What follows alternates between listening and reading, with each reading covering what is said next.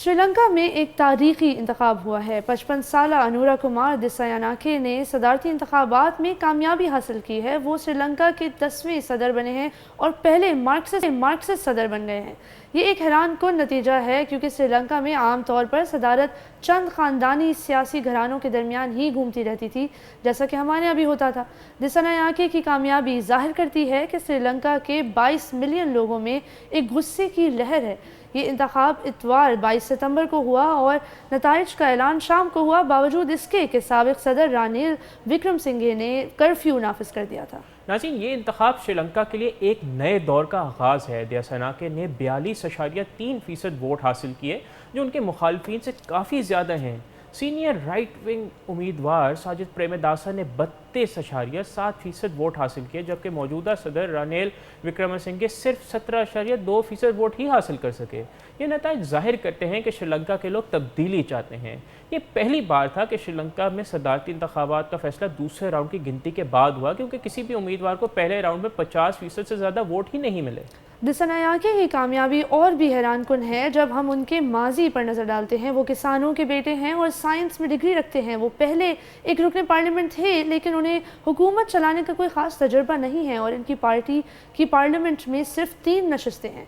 इसके बावजूद श्रीलंका के लोगों ने उनको मुंतखब किया है। वो तब्दीली की अलामत दिसायानाके की शेप में समझते हैं। ये भी दिलचस्प है कि 1980 की दिहाई के आखिर में दिसायानाके एक मार्क्सिस्ट लेनिनिस्ट पार्टी में शामिल हुए थे, जो श्रीलंका के रहनुमाओं को कत्ल करने और मुसल्लह बगावत के ज़रिए हुकूमत का तख्ता बदलने की कोशिश कर रही थी। बिल्कुल, आपने सही जानिब इशारा किया। नाज़रीन, आपको बताएं कि श्रीलंका के लोग उन ख़ानदानों से तंग आ चुके थे, जैसे कि आप जो है राजापक्सा फैमिली को देखें और जो उनका फिर बाद में हाल हुआ। और ये जो ख़ानदानी सियासत थी श्रीलंका में, या जिसको आप मोरूसी सियासत कहते हैं, वो 8 दिहाइयों से इक़्तिदार पर काबिज़ होने का बाइस बन रही थी। दिसायानाके ने अपने आप को तब्दीली के उम्मीदवार के तौर पर पेश किया और उन्होंने वादा किया है कि वो इक़्तिदार संभालने के 45 दिनों के अंदर पार्लियामेंट तहलील कर देंगे और नए इंतखाबात करवाएंगे। ये एक बड़ा वादा है जो लोगों को पुरकशिश लगा। याद रखिए कि दिसायानाके ने ही अपनी पार्टी सदर के तशद्दुद आमेज़ माजी से लाताल्लुकी का इजहार किया है और इसे श्रीलंका के मरकज़ी दायरे की सियासत की तरफ मोड़ा है। लेकिन दिसायानाके के मंशूर में कुछ ऐसी बातें भी हैं जो सरमायाकारों को फिक्रमंद कर रही हैं। उन्होंने टैक्स में भी कमी का वादा किया है, जो IMF के मालियाती अहदाफ पर असरअंदाज हो सकता है। ताहम मुहिम के दौरान उन्होंने नरम रवैया अपनाया और कहा कि वो IMF के साथ मशावरत के बाद ही कोई तब्दीली का फैसला लेंगे। उनकी पार्टी रिवायती तौर पर मजबूत रियासती मुदाखलत, कम टैक्स और बंद मार्केट माशी पॉलिसियों की हामी रही है। ये एक बहुत अहम नुक्ता है। And to be very honest, अगर आप देखें तो आजकल हमारे पास बहुत कम एक्चुअली मिसालें दुनिया में मौजूद हैं जहाँ क्लोज्ड मईशतें और जहाँ फ्री मार्केट ना हो कि वो मुल्क प्रोग्रेस कर सके। और to be very honest, Sri Lanka को इस वक्त इकोनॉमिक प्रोग्रेशन की ज़रूरत है और उनका जो श्रीलंका का जो मेन सोर्स ऑफ इनकम है दैट इज़ टूरिज़म। और मैं तो ये सोच रहा हूँ कि टूरिज़म कैसे उनके मुल्क में कंटिन्यू रहेगी अगर इकॉनमी जो है वो बिल्कुल एक क्लोज्ड इकॉनमी हो और फ्री मार्केट वहाँ ना हो। और नाज़रीन को ये हम याद भी दिलाते चलें कि श्रीलंका 2022 में शदीद मुआशी बहरान से गुजर रहा था। मुल्क में अशिया ज़रूरत की क़िल्लत हो गई थी और लोगों ने एहतजाज किया। उसके बाद IMF ने $2.9 बिलियन का बेल आउट पैकेज दिया। अब मईशत में बेहतरी आ रही है और इससे श्रीलंकन करेंसी को भी अगर देखें तो उससे रिफ्लेक्ट हुआ है, लेकिन लोगों को महंगाई से निजात चाहिए। IMF डील की वजह से श्रीलंका की मईशत में कुछ बेहतरी तो अभी आ चुकी है, लेकिन इस साल हम आपको बताएं कि पहली बार 3 साल में तरक्की की तवक्को है और महंगाई की शरह 70% की हंगामी सतह से गिर कर सिर्फ 6.5% रह गई है। दिसायानाके के लिए सबसे बड़ा चैलेंज यही होगा कि वो IMF के प्रोग्राम को जारी भी रखें और किसी न किसी तरह आवाम को सहूलत भी फराहम करें। याद रखिए कि दिसायानाके को अपने जोश व खरोश वाली तकरीरों के लिए जाना जाता है। उन्होंने सख्त करप्शन मुखालिफ इक़दामात और गरीब नवाज पॉलिसियों का वादा किया है, जिसकी वजह से उनकी मकबूलियत भी बढ़ी है। और जहाँ तक कि श्रीलंका की डिस्टेबलाइजेशन की बात है तो मुझे मेरे ख्याल से इस वक्त श्रीलंका को एक सोशलिस्ट प्रेसिडेंट की ही ज़रूरत थी, क्योंकि کیونکہ دیکھیں جہاں تک اوپن مارکیٹ کی بات ہے نا، جب بھی ہم نے دیکھا ہے کہ ایشین اکانومیز نے اپنے آپ کو بچانے کی کوشش کی ہے، انہوں نے پروٹیکشنزم کی طرف ہی گئے ہیں. جتنی بھی ٹائیگر اکانومیز اپنے آپ کو بہت سیویئرلی جس کو کہتے ہیں ڈیٹیریوریٹنگ اکنامک سچویشن سے گزر رہی تھیں، تو انہوں نے پروٹیکشنزم کی طرف کیا، اپنی مارکیٹس کو بند کیا، اپنی ڈومیسٹک انڈسٹریز کو بحال کیا، اور اس کے بعد ہی وہ true sense of economic progress کو اچیو کر پائے. Well, that's an interesting objective, and obviously there are two sides to a coin. And yes, Sri Lanka کو واقعی میں اس وقت اگر سوشلزم کو لوگوں نے اتنا زیادہ اعتماد کا اظہار کیا ہے تو وہاں سے اس کی ایک امید رکھی جا سکتی ہے کہ اس سے پولیٹیکل اسٹیبلٹی ملک میں آئی. یہ ضروری نہیں ہے کہ سوشلسٹ پالیسی سے ملک کی اکانومی ٹھیک ہو جائے گی، لیکن یہاں ایک اچھی بات یہ ہے کہ سری لنکا میں پولیٹیکل اسٹیبلٹی آ جائے گی جو کہ وہاں بہت عرصے سے چاہیے تھی. تو for an economy to progress سب سے جو اس کا پری کرسر ہوتا ہے وہ بیسکلی پولیٹیکل اسٹیبلٹی ہو سکتی ہے. Let's see how does this play out.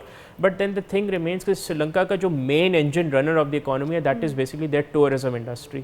So we have to see that how does socialist policies affect tourism, یا اس کا اس پہ کیا امپیکٹ رہتا ہے، یہ دیکھنا باقی ہے. لیٹس سی. ناظرین آپ کو یہاں آگاہ کریں کہ جیساناکے کی پارٹی کے پاس پارلیمنٹ میں صرف 3 نشستیں ہیں، اور اس کا مطلب یہ ہے کہ انہیں اپنی پالیسیز نافذ کرنے کے لیے دوسری پارٹیوں کے ساتھ بھی کام کرنا ہوگا. تو آبویسلی اب یہ بہت بڑا چیلنج ہے، کیونکہ اب آپ دیکھیں نا کہ اب ایک سمجھیں ایک ہنگ پارلیمنٹ ہے ان کے انڈر، اینڈ آبویسلی اب وہ جو ان کا بڑا ایک اسٹرانگ ایک مارکسسٹ ان کی پالیسیز ہیں، اور جو ان کے مخالفین ہیں اس کے بالکل ٹوٹل اپوزٹ ہے. تو لیٹس سی کہ وہ کس طرح اس پہ وہ بیلنس کرتے ہیں. This will be very interesting to know, کیونکہ ان کے جو مخالف ساجد پریمداسا ہیں جو کہ 97 سال کے بھی ہیں، 1993 میں ایک خودکش حملے میں وہ مارے گئے تھے اور اپنے والد رانا سنگھا پریمداسا کے ساتھ سیاست میں آئے تھے. ان کی سینئر لیفٹ پارٹی نے اخراجات کو کم کرنے کے لیے ٹیکس میں تبدیلیوں کا وعدہ کیا تھا. یہ انتخاب ظاہر کرتا ہے کہ سری لنکا کے لوگ تبدیلی کے لیے تیار ہیں. انہوں نے ایک نئے چہرے کو موقع دیا ہے. اب دیکھنا یہ ہے کہ دیساناکے ان کی توقعات پر کیسے اترتے ہیں. کولمبو یونیورسٹی کے سیاسی سائنسدان پردیپ پیریز نے کہا ہے کہ انتخابی نتیجہ واضح طور پر دکھاتا ہے کہ 2022 میں جو بغاوت ہم نے دیکھی وہ ختم نہیں ہوئی ہے. لوگوں نے مختلف سیاسی طرز عمل اور سیاسی اداروں کی خواہش کے مطابق ووٹ دیا ہے. دیساناکے ان خواہشات کی عکاسی کرتے ہیں کہ لوگ ان کے گرد جمع ہو گئے ہیں. لوک دس از ویری انٹرسٹنگ ٹرینڈ. اور اگر آپ سری لنکا میں دیکھیں تو وہاں پہ جو ٹرینڈ تھا وہ یا تو راجا پکسا کی جماعت آتی تھی، یا کبھی جو پریمداسا وکرما سنگھے تھے وہ آتے جاتے رہتے تھے. تو بیسکلی جو لوگوں کا جو 2022 میں واٹ انریولڈ ان سری لنکا، وہ بیسکلی ایک لوگوں کا غصہ تھا جو کہ انتخابات میں نظر آیا. انہوں نے ایک سمجھے آپ کے ایک ان آرتھوڈاکس پولیٹیکل فورس کو انہوں نے موقع دیا ہے. اور اب let's see how does this plan out. Interestingly میں ابھی میرا کچھ پچھلے دنوں میں کچھ سری لنکن مسلم سے میری انٹریکشن ہوئی، اور کافی بڑی تعداد میں. اور اب آپ کو یاد ہوگا کہ کووڈ کے بعد کس طرح وہاں پہ سری لنکن مسلمس کو کافی ٹف ٹائم گزارنا پڑا، اور کافی اینٹی مسلم پالیسیز راجا پکسا کے دور میں رہیں. تو مسلمس کو ابھی بھی خدشہ ہے کہ جو ابھی بھی جو سری لنکا کی جو سیاسی جماعتیں ہیں، جو وہاں کی مسلم پاپولیشن ہے جو ہے تو صرف 2%، ان کو وہ صحیح طرح کیٹر نہیں کرتی، یا وہ مسلمانوں کو اپنی جو آزادی سے رہنے کے لیے کوئی پالیسیز نہیں فراہم کری. تو یہ خدشہ ضرور موجود ہے. لیکن اب کیونکہ اب سوشلسٹ پارٹی آئی ہے تو ہم امید کرتے ہیں کہ وہ سب کو جو ہے جینے کا، یا سب کو اپنا جو ہے پریکٹس کرنے کا موقع دے گی. ڈسکس کیا کہ سری لنکا ایک بہت ہی ٹیریبل اکنامک کرائسس سے گزر رہا تھا، اور اس کے بعد عوام کا obviously in same political dynasties میں اعتماد بالکل ختم ہو گیا تھا جو آج تک اپنے برے فیصلوں کے ذریعے اس پوزیشن پر سری لنکا کو لے کر آئی تھی.